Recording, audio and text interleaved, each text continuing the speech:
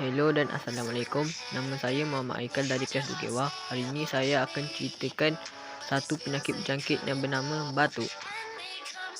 Definisi penyakit batuk ini adalah respon alami daripada tubuh badan kita sebagai tanda adanya virus yang berjaya masuk ke dalam tubuh badan kita.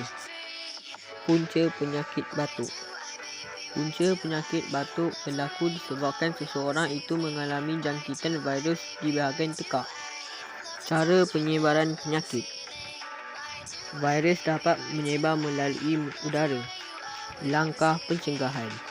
Kita perlu mencuci tangan dengan sabun sebelum makan dan menutup mulut ketika batuk dan bersin memakai penutup mulut. Cara menangani penyakit. Caranya ialah makan ubat-ubatan.